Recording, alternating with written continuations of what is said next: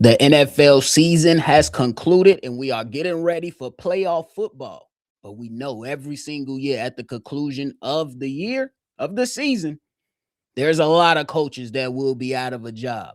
And on today's episode, we're going to talk about the NFL purge beginning as these franchises try to hit that reset button and move in a different direction. Y'all know we're going to talk about it, break it all down, but you got to hear the music first.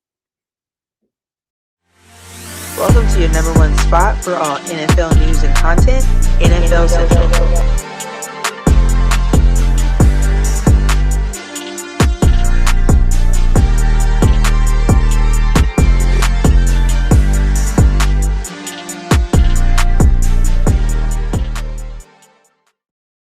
What's going on, NFL fans? Welcome back into another episode of NFL Central, your number one spot for everything NFL. I'm your host here, Bobby, and I'm holding it down on today's daily episode. So, yeah, man, hell of a season across the NFL. We've had the last game of the season end with a missed field goal for whatever from the young guy. It resulted in the Baltimore Ravens missing the playoffs. And hey, now we move on into the playoffs where there's going to be a number of things that we're going to be talking about this week. But we start today's episode talking about some organizations that have made some changes and fired their coaches at the end of the season and already preparing for their offseason. The first team is the Atlanta Falcons. They got rid of Raheem Morris. Then Vegas Raiders, they got rid of Pete Carroll. Jonathan Gannon is out of a job in Arizona. And Kevin Stefanski, I didn't think it was going to happen. I thought it was on the table, but for the Cleveland Browns, they have fired Kevin Stefanski. We'll start our conversation off today talking about Raheem Morris in the Atlanta Falcons. Raheem Morris was 15 and 18 during a few years that he was with the Atlanta Falcons. And ultimately, they said enough is enough. The Atlanta Falcons said it just wasn't good enough. And I can't argue with them. When you think about all the talented guys that they have on the Atlanta Falcons, you got to be like, dang, the team that won this division won the NFC South with 8 wins.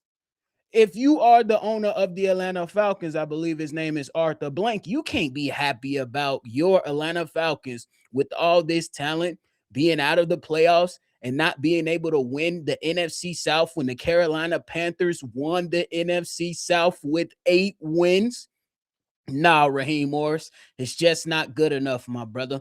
And I think that the crazy thing is that the way that they ended the season on a 4-game win streak versus some notable opponents in the Tampa Bay Buccaneers, a bad Arizona Cardinals team, but they had a big time victory over the Los Angeles Rams, and then ended the season with a victory over another divisional opponent in the New Orleans Saints, which could have been something to help these guys get in the playoffs if they play better football during the duration of the entire season. I think for Raheem Morris, I think one thing that shot him in the foot, and you got to live with your decisions as a head coach.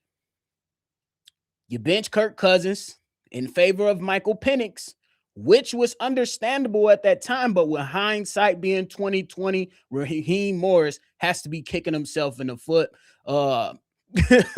kicking himself in the foot, in the back, or whatever the saying is. You get it.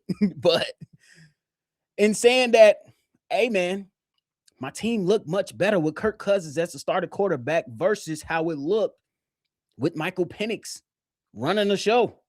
Some may argue that Raheem Morris for the Atlanta Falcons should have started the season with having both guys having open competition.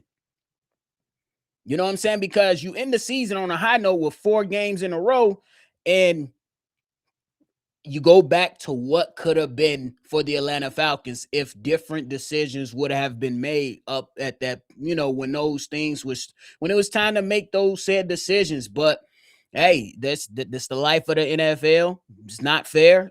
We know this not for long is the how we break down the acronym when you talk about jobs and your place in this league.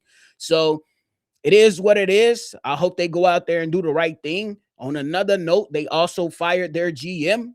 And I was trying to wonder why would you fire this guy when he got you guys like Kyle Pitts, B. John Robinson, Drake London, brought in Darnell Mooney. Your offensive line is pretty damn good. You picked up 2 stud pass rushers in this draft to help this team this season. I don't really know about that one. So, but hey, we'll see what happens with the Atlanta Falcons. Now let's move on to Pete Carroll and the Las Vegas Raiders. Pete Carroll fired from the Las Vegas Raiders after just 1 season. And I knew it was going to happen. Pete Carroll, appreciate you, my guy. Hell of a time in Seattle. This Vegas Raiders team did nothing well. Nothing. 3-14 record. You have a superstar in Max Crosby who is fed up, and there is now open discussions about trading him, and rightfully so, and make sure you try to get it done before the NFL draft. If you are the Vegas Raiders, I know Tom Brady is a minority over there.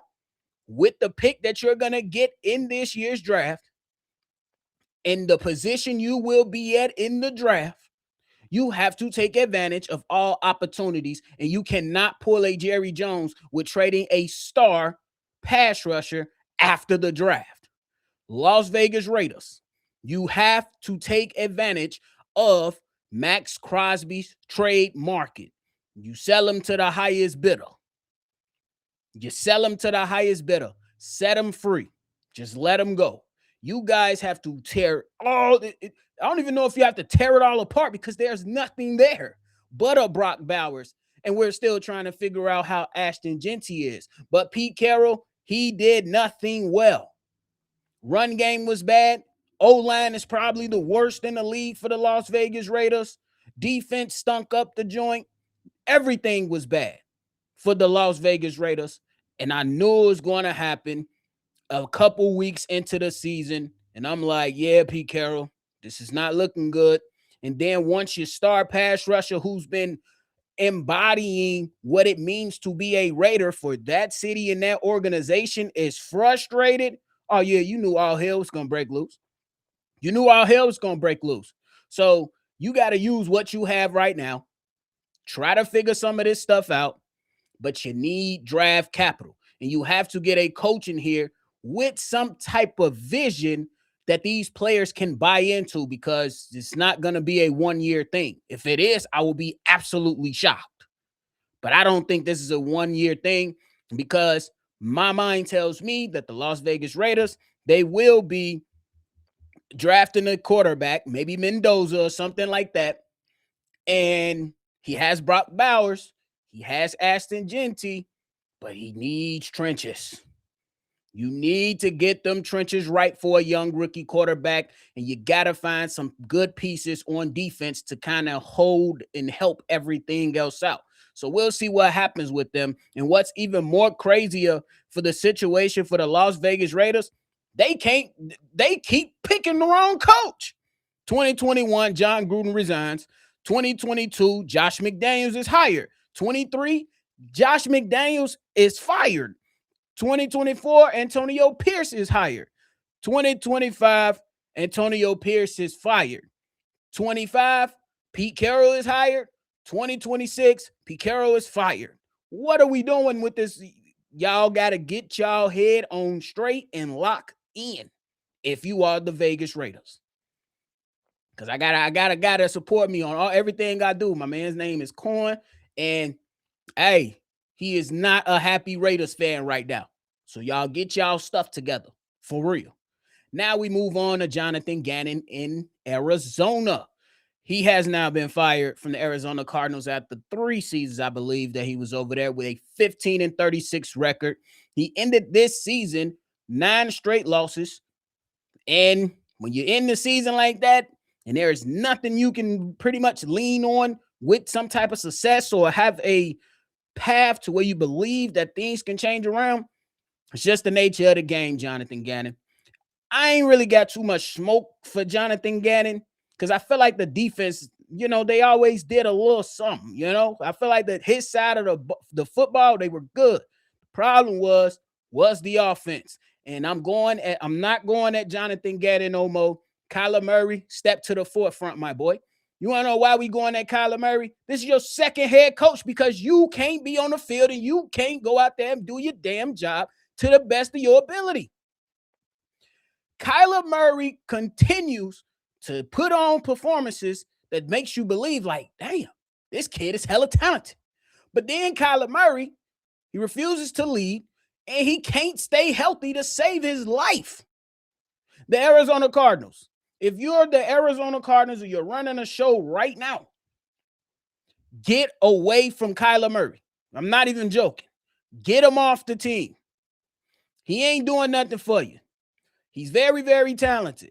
But Kyler Murray should no longer be an Arizona Cardinal if you can move off of him. He's not like that, bro.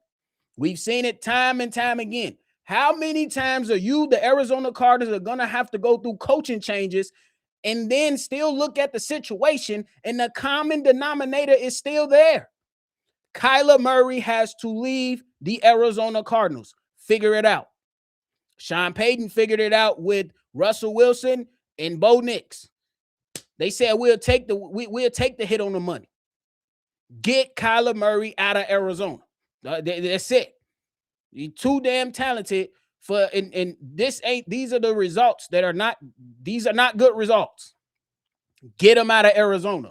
If you're the Arizona Cardinals, sit down with your GM, link up and do your interviews for the coaches and say, hey, what's the plan?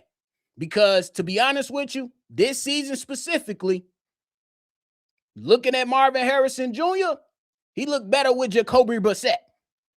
Trey McBride looked better with Jacoby Brissett. Get you a young quarterback that you can have sit behind Jacoby Brissett. And what Russell Wilson used to say, let's ride. Fuck is you Hey, but last on the list, man, it's time to move on to Cleveland. Good old Cleveland. They fired Kevin Stefanski. Now, Kevin Stefanski, 45-58 record with the Cleveland Browns. But this season, last season, and probably the season before, I don't know what I'm not going to go out there and disrespect Kevin Stefanski and say he's a bad head coach. But I think a lot of us are hanging our head too much on those 2 Coaches of the Year awards for Kevin Stefanski. I really do. I think that the decisions that Kevin Stefanski has made this season cost him his job. Reason number 1, you got Kenny Pickett, Joe Flacco, Dylan Gabriel, Shedeur Sanders in the building. You started the old man Joe Flacco, your offense was non-existent. You go to Dylan Gabriel, your offense, non-existent. Then you go to Shedeur Sanders, the offense looks a little bit much better, and everybody is wondering what the hell was going on the entire time in Cleveland with your quarterback evaluation. These are the quarterbacks post Baker Mayfield for Kevin Stefanski. Deshaun Watson, Jacoby Brissett, Joe Flacco, Jameis Winston, Shedeur Sanders, Dylan Gabriel, Dorian Thompson-Robinson, P.J. Walker, Jeff Driscoll, and Bailey Zappi. What was going on, my boy? For Kevin Stefanski, what was going on? And the way that you totally mishandled this season, it was laughable. There is no way in hell. I don't care who believes it. Dylan Gabriel was never supposed to start a game for this organization. I'm sorry. Ever. Unless Shedeur got hurt or something. Because he was able to, though Shedeur Sanders went out there and turned the ball over in the games that he played, who was still pushing the ball down the field the best? Shedeur Sanders. And your entire process, at one point, you didn't even want to say the man's name. And here's where it gets wicked for the Cleveland Browns. We knew that Kevin Stefanski was going to be out the door at the draft. If you paid close attention, after the draft, the owner said, Shedeur wasn't my pick. It was Andrew Berry's pick. And we already knew Kevin Stefanski pounded the table for Dillon Gabriel. They allowed him to go out there and put Dillon Gabriel out there on the field. And what did it look like? And then once Shedeur gets on the field, what does it look like?